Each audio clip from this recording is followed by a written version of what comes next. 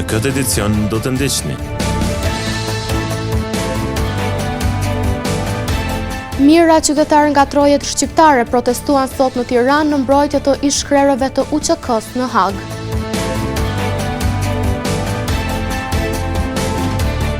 Ngrohtoria e qytetit fillon prodhimin e energjisë elektrike për herë të parë.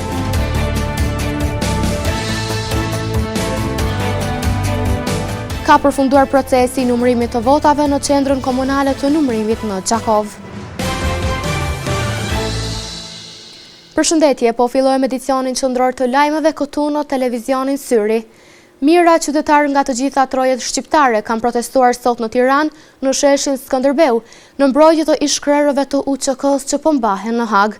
Pjesë e protestës u bën edhe personalitete nga Kosova, Shqipëria e vende tjera shqipfolëse.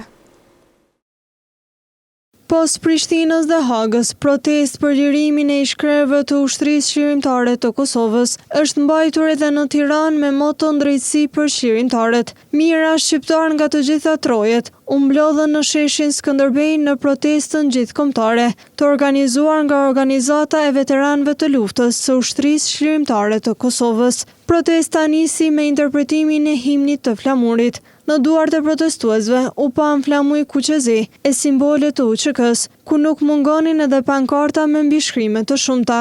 Fjalim mbajtën personalitetet të rëndësishme politike, duke kërkuar drejtësi për ish-krerët e UÇK-s dhe njëkohësisht duke theksuar se gjykimi ndaj tyre është i padrejtë, pasi ata kanë bërë detyrën më të lartë për vendin, kanë mbrojtur Kosovën. Nga kjo protestë, e cila përfundoi pa ndonjë incident, është paralajmëruar që një protestë e tillë do të zhvillohet edhe në Shkup. Kujtojmë se gjatë ditës së sotme janë nisur drejt Tiranës mbi 60 autobus nga qytete të ndryshme të Kosovës.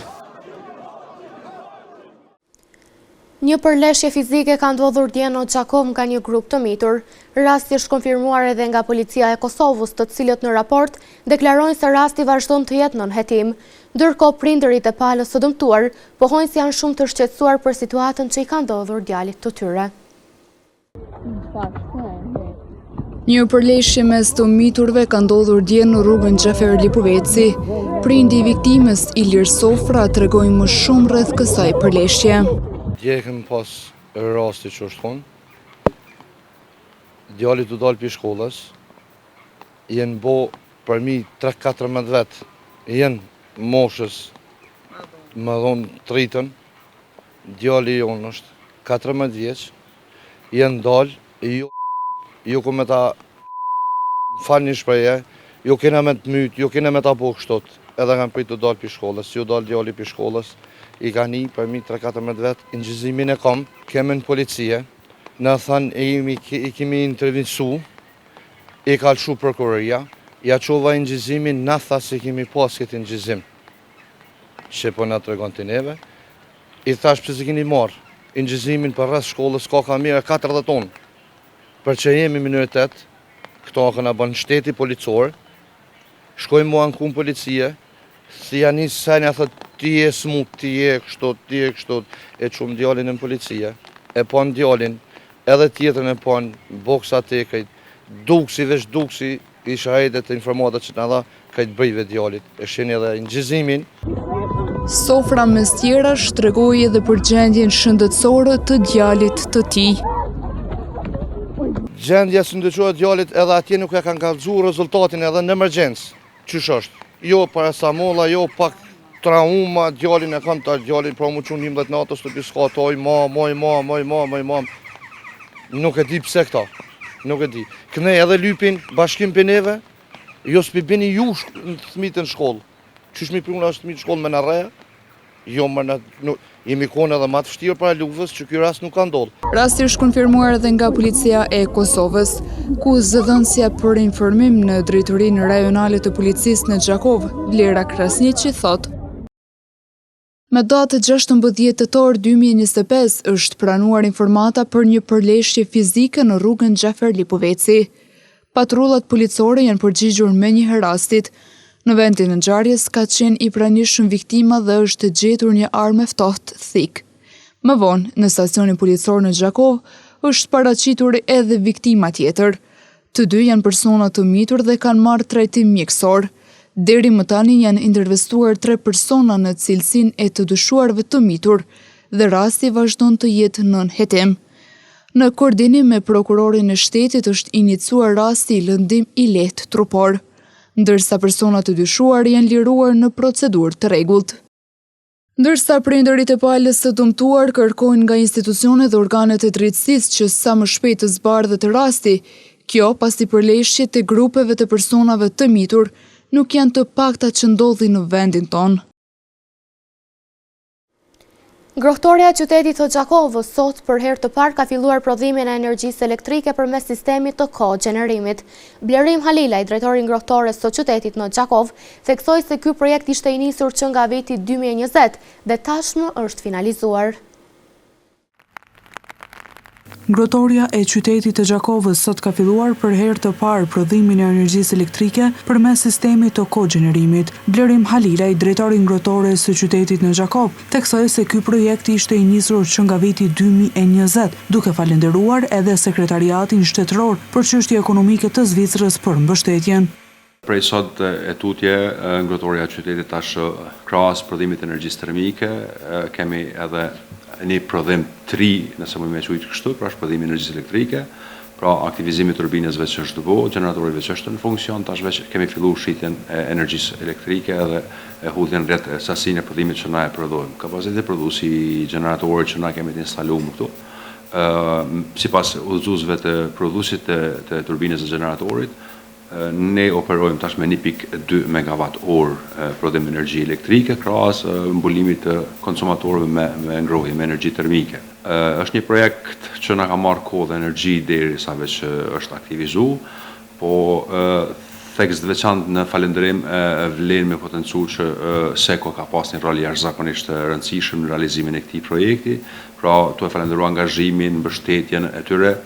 Ne kemi ardhur deri në këtë moment ku veç tash me thonë kushtimisht edhe asetin e fundit të ngrohtorës që është dashur me vënë funksion prej themelimit, për shkaqe të ndryshme është vënë si proces dhe për fatin e mirë nga sot e tutje tash kemi të kompletuar projektin. Ky projekt do të shënojë një etapë të re për ngrohtorin e qytetit, pasi për ta normalisht do të jetë edhe operimi më i lehtë, shtoi Halilaj.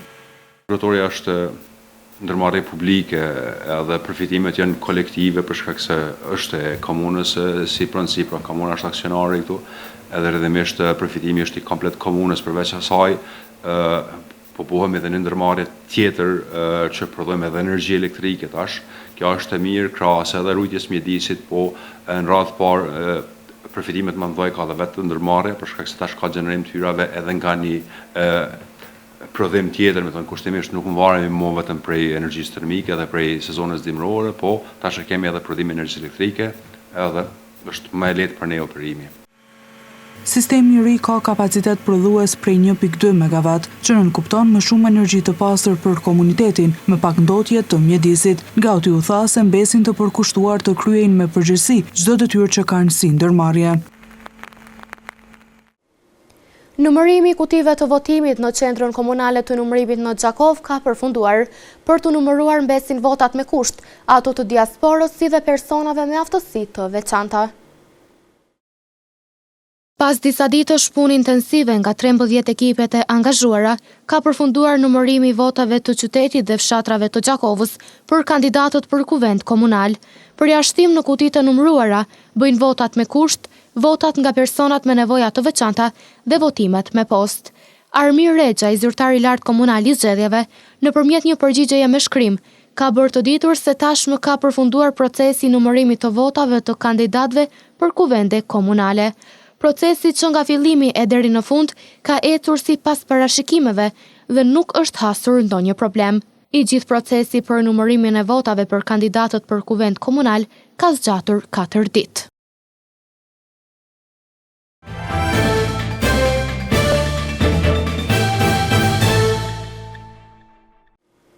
Dita ndërkombëtare e varfërisë që rëndom shënohet më 17 tetor, ka për qëllim të prezantojë domosdoshmërinë e përpjekjeve bashkëpunuese për të çrënjosur varfërinë dhe diskriminimin.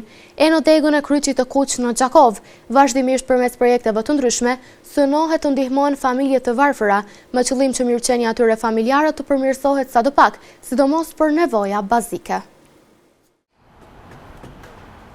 Dita ndërkombëtare e varfërisë që shënohet më 17 tetor ka për qëllim të theksojë domosdoshmërinë e përpjekjeve të përbashkëta për të çnjorosur varfërinë dhe diskriminimin në mbar botën.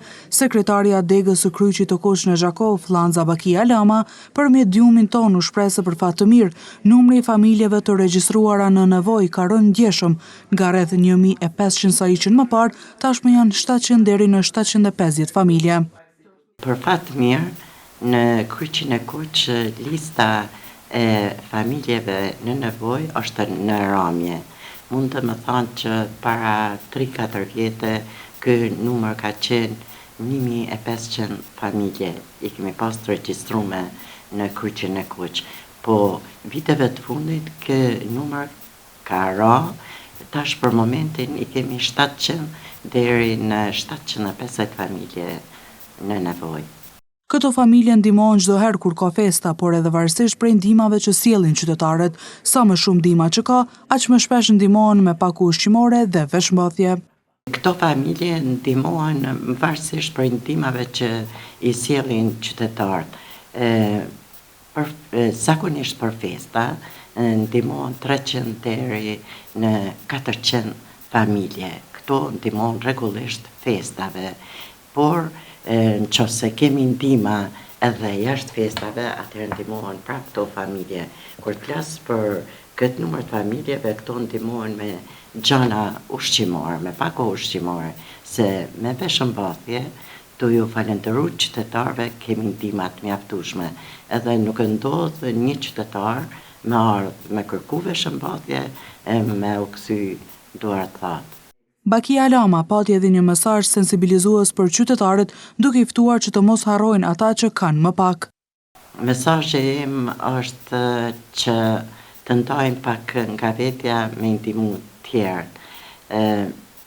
Nuk të më thonë me ndihmu shumë, mjafton me e sjell 1 litër vaj, 1 kilogram miell, sheqer këto, po gjithë nga pak bëhet mjaftueshëm për këto familje.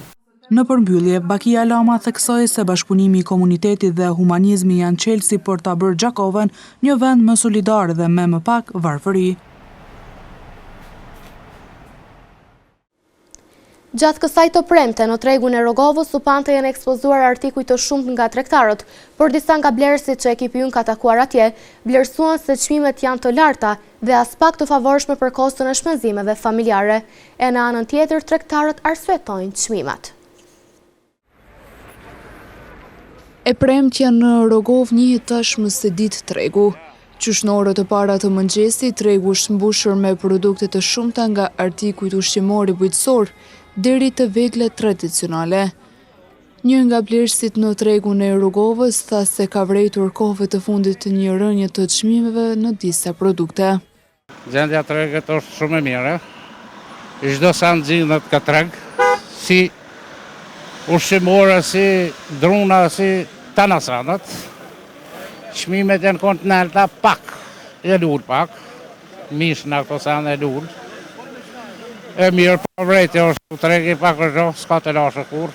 E një ndër tregtarët që takuam tha se çmimet janë të arsyeshme dhe se produktet janë kryesisht vendore.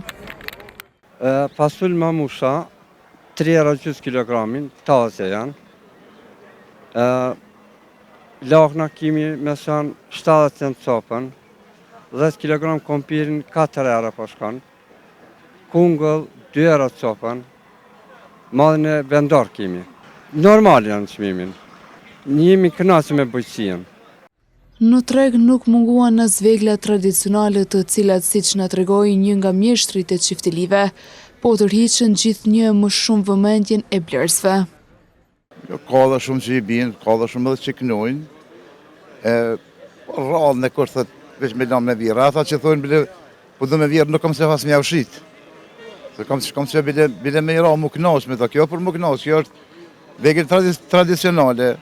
Edhe nuk I hub vlerë akur, as kur si ka hub. Në mesin e tregtarëve ishte edhe një I mushuar që ruan traditën muzikore. Ai na tregoi se dashurinë për muzikën e ka trashëguar që në fëmijëri. E qysh pi 5 vjetëve, une kom njës miroj shtemnen, mas pari kom njës me bishnica. pi 5 vjetë ja kam njësë. Edhe aty a mesh, une vetë pypët, vetë i këmë ndrejsh, vetë i këmë qitë dërgjen. Këto i sërmendet, shakia, qetelia, këto i kemi pas, qysh kur i mble, une i kemi pas në sobë, që i kanë pas edhe baba o gjaj. Edhe jemi familje shejt, po marak edhe në muzikë. Edhe e kem si tradit e kem. Hala unë i frinjë aty në frimore, i fri fyllit, kavallit, këtëve, frimore i fri. Këtyne ka pak i bi, po i më konë maraklige, më konë shumë. Disa nga blerësit prapa kamerave thanë se produktet e njëjta kishin çmime të ndryshme në treg.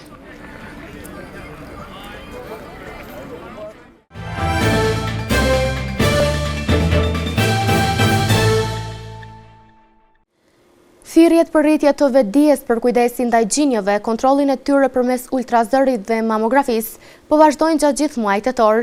E gjithë kjo fushat sensibilizuese ka për qëllim që sëmundja e kancerit të gjirit të diagnostikohet me kohë dhe trajtimi të jetë sa më i hershëm.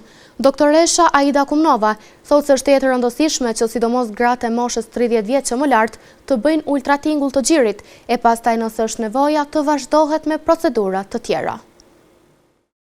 Muaji Roz tashmë njihet si muaji i kancerit të gjirit, ku apelohet për ndërgjegjësim në luftën kundër tij, e madje dhe bëhet thirrje për kujdes të shtuar në mënyrë të diagnostikimit të hershëm të kësaj sëmundjeje. Në një lidhje virtuale, ginekologja obstetër doktoresha Aida Kumnova është shprehur se është e rëndësishme që sidomos gratë e moshës 30 vjeçë më lart të bëjnë ultratingull të gjirit, e pastaj nëse është nevoja të vazhdohet me procedura të tjera. Të gjitha gratë janë në moshën 30 e më lartë, janë të rëndësishme që të bëjnë ultratingull të gjirit në mënyrë që të bëhet diagnostikimi i hershëm i karcinomës së gjirit. Prandaj, ftoj të gjitha gratë që të bëjnë një ultratingull së paku të gjirit në mënyrë që të bëhet diagnostikimi i hershëm i problemeve që të jenë të gjirit. Nëse është mundësia, mund të bëjnë gjithashtu dhe mamografi, e gjithashtu dhe rezonancë magnetike. Sensitivitetin më të lartë të diagnostikimit të karcinomës së gjirit e ka rezonanca magnetike, prandaj të çdo dyshim i cili së pari me ultratingull të gjirit në problemet të cilat ekzistojnë, pastaj vazhdojmë me diagnostikimin e plotë, e cila bëhet me rezonancë magnetike. Doktoresha Kumnova ka njoftuar edhe për ofertat e European Clinic gjatë muajit Roz. Në European Clinic këtë muaj kemi bërë një ofertë, e cila është në ultratingullin e gjirit, e cila është me 50% në zbritje të gjitha pacientët të cilat kanë dëshirë të bëjnë ultratingull të gjirit.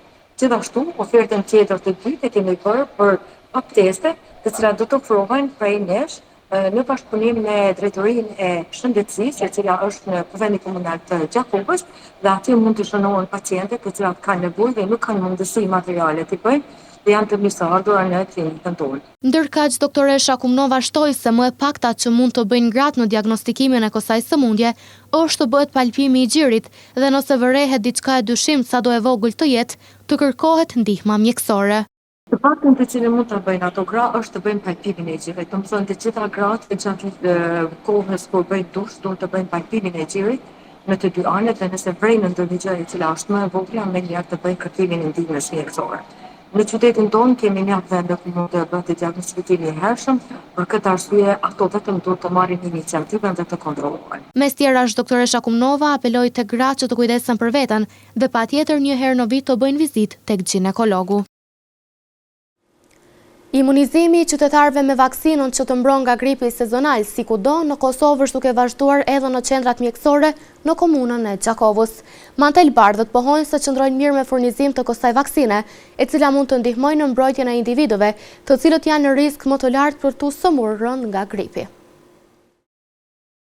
Që nga 1 tetori, qendrat e mjekësisë familjare janë furnizuar me vaksinat kundër gripit. Mirë, po pavarësisht se këto vaksina jepen falas, një hezitim është vërejtur të disa mosha që kjo vaksin të merret. Specialisti i mjekësisë familjare, Dr. Ali Sadiku, bëri të ditur se nuk ka moshë të caktuar që kjo vaksin të merret. Është bërë një praktik në popullat që edhe ata që vinë për mi marë, puna parë pyesin a ka vaksinat plesnisë. Do me thonë, vit pas viti paraqitet kjo punë me këta pacientat që vinë në këtë mënyrë, por unë ju them që vaksinat nuk janë vetëm për plesë, por vaksinat janë pothuajse për gjitha moshat, po në thekë veçantë për moshat e shtyra, për pacientët me sëmundje kronike dhe për fëmijët e vegjël, sidomos ata që janë parashkollor, më tepër. Vaksinimi është mjaft i rëndësishëm pasi ndihmon në uljen e rasteve të rënda dhe mbrojtjen e shëndetit në tërësi. Doktori Sadiku tha se është e preferueshme që të gjithë personat që kanë kontakte të shumta të vaksinohen. E mira kësaj vaksine është se gjithë ata personat që janë në kontakt me shumë njerëz dhe ku mundësia për me marrë gripin është shumë e madhe, është mirë për me u vaksinu. Ndërsa për ata që janë me sëmundje kronike, siç e cekën, dhe ata që janë me sëmundje kanceroze, është shumë më mirë të vaksinohen, sepse vaksina mbron kundër gripit. Dhe të paktën e kanë një telashe më pak që mund të jenë të mbrojtur nga gripi. Mes tjerash, doktori shtoi se po vret një numër i konsiderueshëm i të interesuarve për të vaksinuar kundër gripit në qendrën e mjekësisë familjare në Orize. Në Orize ka qenë interesimi shumë i madh, deri tash kemi vaksinuar një numër të konsiderueshëm që mundën me pa vendomin e vaksinimit, me shifër, me qenë edhe të saktë, po dikon 450-60 janë vaksinuar deri më ta. Nga aty u apelua që vaksinimi të mos neglizhohet pasi është një nga faktorët që ndikon që të mos ketë komplikime shëndetësore gjatë dimrit. Tashmë është përmbyllur konkursi i aplikimeve për titullin Guximi Intelektual 2024, që për të pestën herë organizohet nga Shoqata e Intelektualëve Jakova. Profesor Rushdi Sefa, kryetari i shoqatës, ka dhënë detaje shtesë në lidhje me aplikimet e këtij konkursi dhe kohën se kur mund të mbahet ceremonia ndarjes së çmimit. Ndjekim kronikën. Shoqata Intelektualëve Jakova për të pestin vit me radhë ka bërë ftesë publike për propozime të kandidatëve potencial përfitues të çmimit Guximi Intelektual për vitin 2024. I njëjti ka qëndruar i hapur deri më 2 tetor të këtij muaji. Kryetari i shoqatës Rushdi Sefa tha se kemi kandidatë serioz të cilët kanë plotësuar të gjitha kriteret dhe se numri i kandidatëve është i kënaqshëm. Tashmë çmimi Guximi Intelektual të cilën për çdo vit e ndonë Shoqata Intelektuale Jakova, ka marrë jehon gjithanej, ku jetojnë dhe veprojnë shqiptarët, kështu që kemi kandidat serios, të gjithë i plotësojnë kriteret e para me rregullorën për ndarjen e këtij çmimit, dhe të tillë të cili do të qoftë prej atyre që është i përgjedhuri për me marrë këtë çmim, neve do të na bën nder, kam fjalën Shoqatës Intelektuale Jakova, për shkak të nivelit që kanë, për shkak të guximit që kanë manifestuar, për shkak të temave të cilët i kanë shërtuar dhe i kanë shpërfaq, pra jemi shumë të kënaqur me këtë. Tutje Sefa bëri të ditur edhe disa detaje deri në shpërndarjen e këtij çmimi. Komisioni, sipas rregullorës, komisioni të cilin e emnon kryesia e Shoqatës Intelektualëve, i merr të gjitha propozimet, i shërton, diskutojnë mes veti dhe bëjnë listën prioritare të kandidatëve potencial për të fituar këtë çmim. Pastaj, ai raport i punës së këtij komisioni dorëzohet kryesisë, e cila, sipas rregullorës, voton një për çdo një kandidat, dhe kandidati që merr më shumë vota të anëtarëve të kryesisë së Shoqatës Intelektualëve shpallet fitues i çmimit Guximi Intelektual për vitin 2024, për vitin e shkuar. Dhe pastaj kemi fazën e publikimit të atij emri dhe fazën e dorëzimit të plakatit të çmimit, i cili akt, pra ky i ndarjes, për cilët me një bisedë ose një shtjellim të një teme së caktuar nga ana fituesit, gjithmonë të pas në bazë ose të pas si premis zhvillimet rreth dhe ato që e karakterizojnë jetën bashkëkohore të kombit tonë. Në 12 nëntor festohet themelimi i shoqatës dhe besojmë që atë ditë do të zhvillohet akti dorëzimi të këtij çmimi, shtoi Sefa. Na me datën 12 nëntor e festojmë ditën e themelimit të shoqatës, si vjet është viti i 23 që është themelu shoqata dhe atë ditë do të zhvillohet akti i dorëzimit të këtij çmimi për fituesin. Kujtojmë se çmimin Guximi intelektual për vitin e kaluar e ka fituar Lulieta Pula. Në vazhdim të ndjekim parashikimin e motit për ditët në vijim. Dita e sotme është karakterizuar nga moti vranë të mërisht shishiu, me temperatura që kanë lëvizur nga 10 deri në 14 gradë Celsius.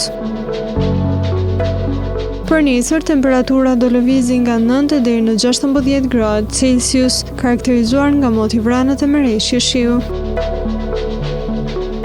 Moti vranë të mediell do ta karakterizojë të dielën, me temperatura që do variojnë nga 3 deri në 15 gradë Celsius.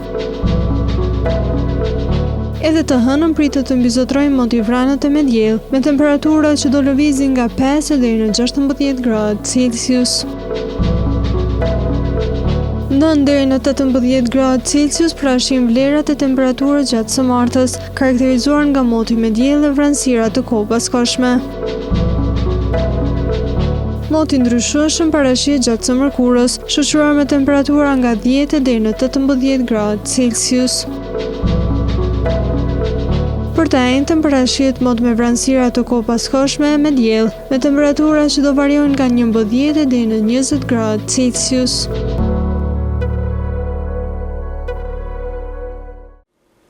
Para se të ndahemi të ndjekim edhe një herë titujt kryesor të këtij edicioni.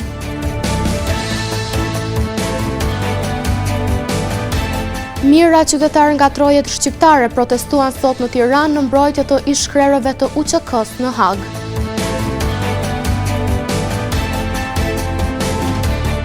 Ngrohtoria e qytetit fillon prodhimin e energjisë elektrike për herë të parë.